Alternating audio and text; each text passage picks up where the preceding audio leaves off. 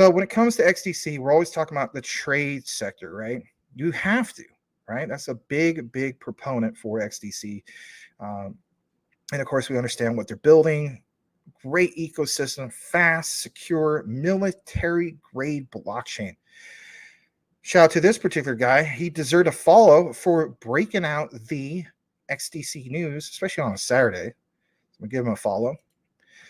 And it's Crypto KJ. Says if Tradefinex becomes a member of the ITFA, the demand for XDC could certainly increase. Yeah, no kidding. Members could use XDC network via Tradefinex.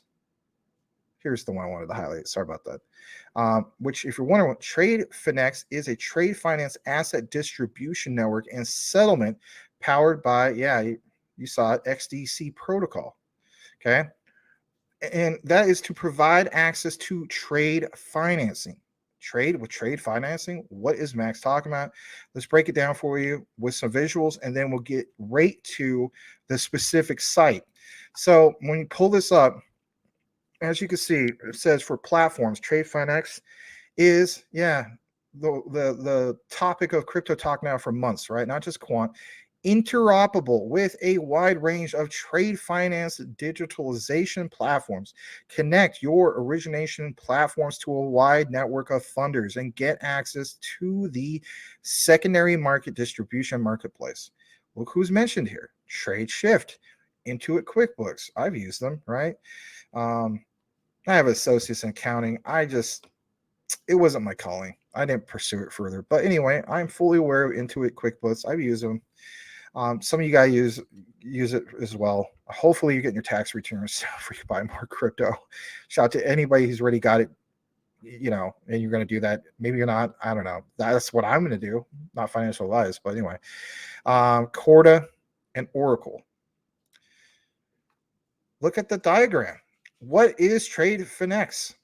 Tradefinex is a decentralized platform for trade finance originators to distribute deals to wide range of bank or non-bank funders. Now, look at the breakdown. Understand that you have the originators, the banks, the fintechs, right? And look where it just kind of flows, but look where it flows through.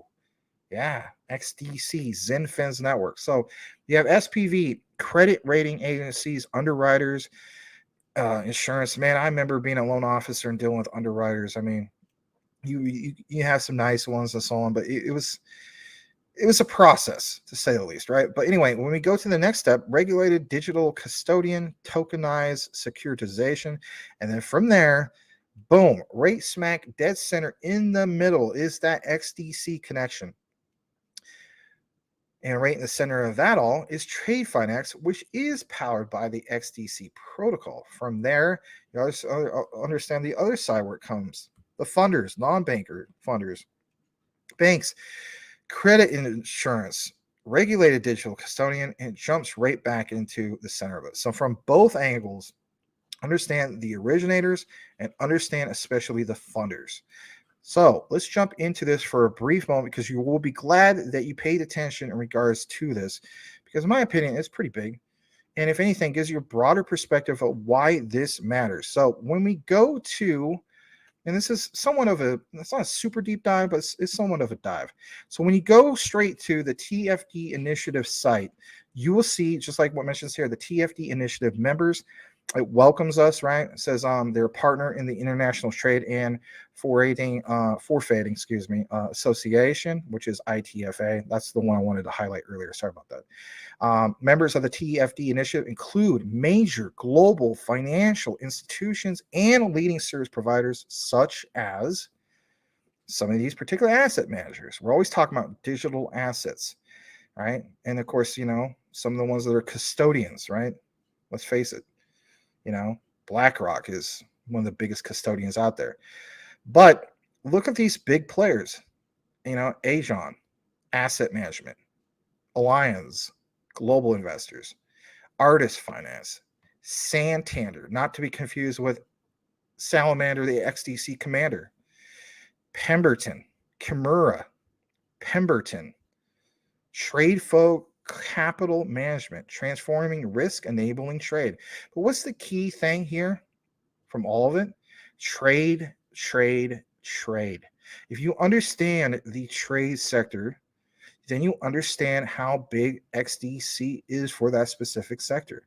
And this is not some run of the mill, you know, thing that nobody has ever heard of. This is a big deal. This is a big power player.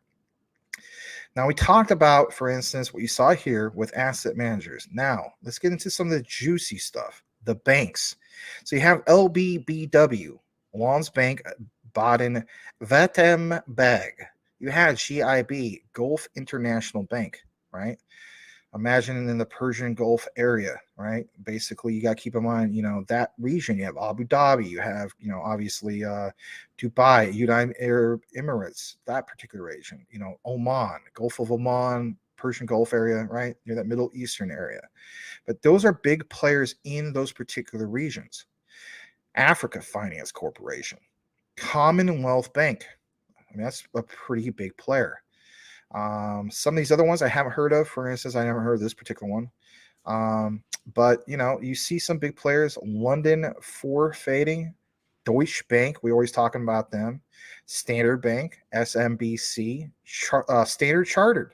I think Crypto Lulu and Verson and all those guys have mentioned that a few times. Don't quote me, but I'm pretty sure. HSBC always in the mix, right?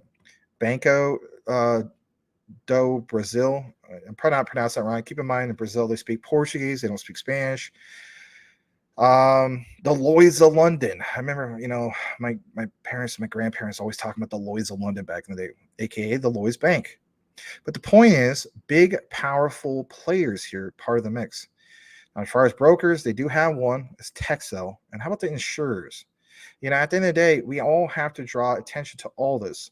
The insurers, the bankers, the asset management, and so on. So you do see that you have Liberty, right? I think about those commercials all the time. Liberty, Liberty, Liberty, right?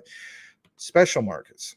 But AIG is even part of the mix. This other one, Export Credit Guarantee, I never heard of that one, but I'm sure they're a big player. We're almost towards the bottom of this, but I want you guys to understand, again, when you hear this whole talk about trade with XDC, I'm sure some of you guys like Sal and Mary done more of your own research, and we have here at CTN as well. But understand and don't dismiss the whole topic of why XDC stands out with trade, because they really, really do. We gave you that little thing with an actual visual with XDC right in the middle with their particular protocol. But when we say that XDC connects the world as far as distributed ledger technologies on blockchain through all of this in the trade sector, we weren't kidding. And here's a perfect, again, example of that. Sometimes you have to have the visuals.